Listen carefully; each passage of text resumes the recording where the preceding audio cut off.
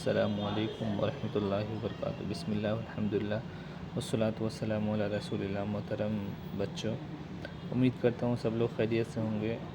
اللہ سے دعا ہے کہ اللہ تبارک و تعالی ہم سب کو ہمیشہ صحت و عافیت کے ساتھ رکھے اور ہمارے گھر والوں کو بھی ہر طرح کی مصیبت اور بلا سے اللہ تعالیٰ بچا کر کے، خاص طور پہ ہمارے والدین کو۔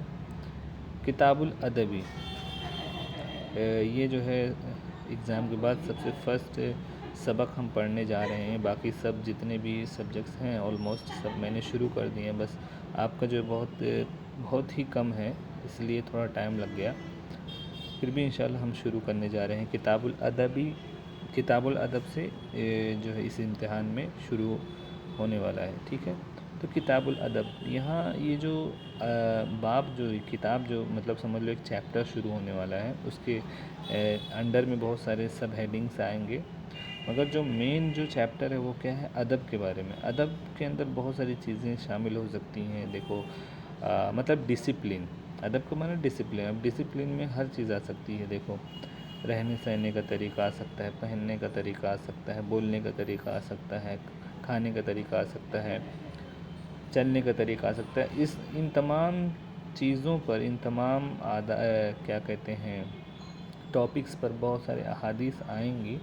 تو نیچے جو ہے سب سے فرسٹ جو ہم کتاب الادب میں جو باب پڑھنے جا رہے ہیں وہ کہ باب الحیا، شرم کے بارے میں یہ باب ہے۔ شرم مطلب شرم کرنا چاہیے نا، ہاں مطلب کہیں بھی جو ہے ہم اپنے بدن کو کھول کر جو ہے نہیں نکلیں۔ اور حیا کا معنی بہت کچھ ہو سکتا ہے، جیسے بڑے لوگوں کے سامنے اب چھوٹے لوگ جو ہیں بڑ بولنا شروع کر دے تو یہ بھی بے شرمی ہے ایک طرح کی۔ اور پھر عورتیں مردوں کے سامنے جو ہے غیر محرم جو ہیں سامنے جو ہے نکل کے سامنے آئے بغیر دوپٹے کے، یہ بھی بے شرمی ہے۔ تو یہ حیا کا معنی ہوتا ہے شرم ہونا، شرم کرنا چاہیے، اور اس کی کیا فضیلت ہے۔ پھر اس کے بعد والحث علی التخلق بھی، یہ جو احادیث آئیں گے اس کے اندر جو ہے تم کو وہ حیا کو اپنے اندر شامل کرنے پر ابھارا جائے گا، ٹھیک ہے۔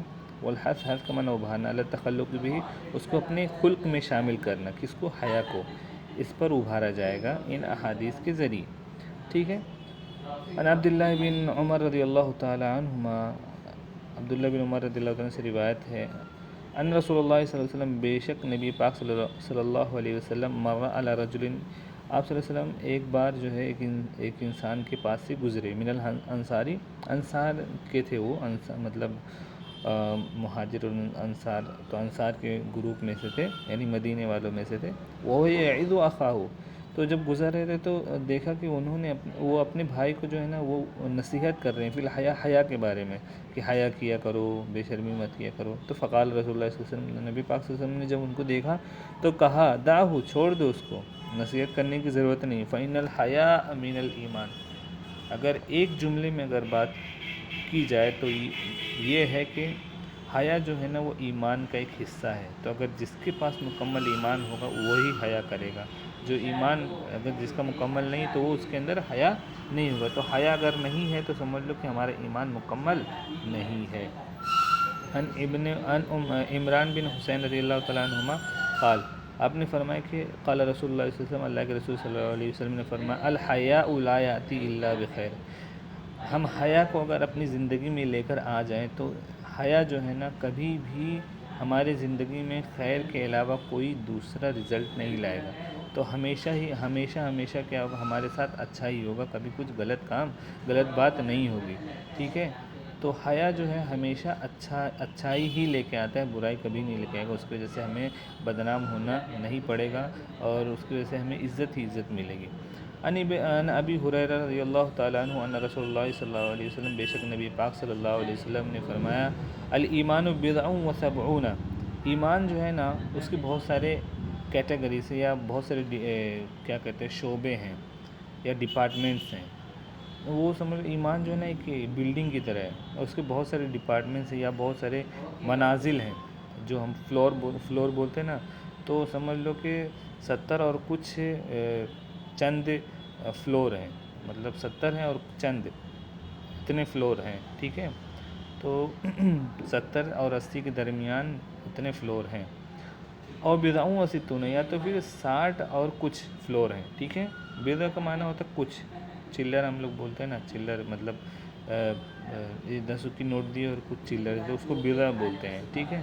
تو چند بضعوں و ستون 60 اور چند، یا تو 70 یا چند ڈپارٹمنٹس ہیں، یا پھر بولو کہ منازل ہیں، یا پھر بول لو کہ فلور ہیں، سمجھ لو۔ اور وہ مطلب ایمان جو ہے ایک بلڈنگ کی طرح ہے، ٹھیک ہے۔ تو اس میں اتنے سارے شعبے ہیں، شعبے کا معنی ڈپارٹمنٹس، یا تو منازل یا تو فلورز۔ فافضلها، تو اس میں سب سے افضل یعنی سب سے اونچا والا جو مرتبہ ہے یا سب سے اونچا والا جو فلور ہے وہ کیا ہے؟ قول لا الہ الا اللہ محمد رسول اللہ، ٹھیک ہے۔ تو یہ کلمہ جو ہے وہ یہ انسان جب بولے گا تبھی جا کے نا ایمان حاصل ہوگا۔ تو سب سے افضل کیا ہے ایمان میں؟ لا الہ الا اللہ محمد رسول اللہ، سب سے اونچا مرتبہ اس کلمے کا ہے۔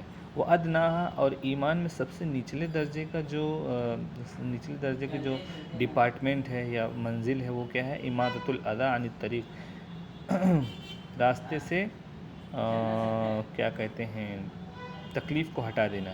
جیسے راستے میں بہت بڑا پتھر آپ نے سوچا کہ کسی کو ٹھوکر لگ جائے تو گر جائے، یا تو وہ گر جائے گا، یا تو پھر جو ہے راستے میں کانٹے بچھے ہوئے تھے، آپ نے دیکھا تو آپ نے کانٹے ہٹا دیے تاکہ کسی مسلمان بھائی کو اس سے تکلیف نہ ہو۔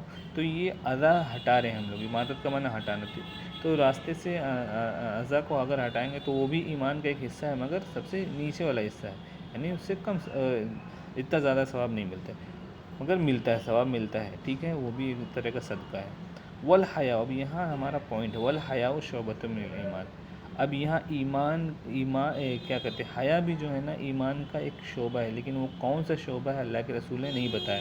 بہت اونچا بھی ہو سکتا ہے، نیچے بھی ہو سکتا ہے، مگر ایمان کا ایک شعبہ، ایک حصہ ہے، اس لیے ہمیں حیا ہمیشہ برقرار رکھنی چاہیے، کہیں بھی بے حیائی ہمیں نہیں دکھانی چاہیے۔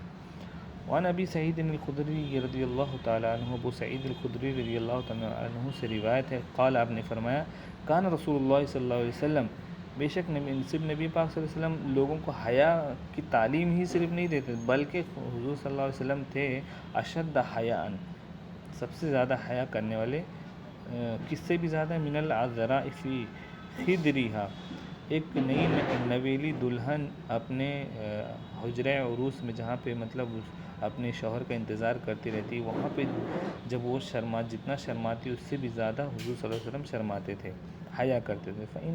فَإِذَا رَأَىٰ شَيْئًا، تو اگر حضور صلی اللہ علیہ وسلم کو کچھ ایسی عجیب چیز اگر دکھ جاتی جو حیا کے خلاف ہو تو یکرہہ، اللہ کے رسول اس کو نفرت کرتے تھے۔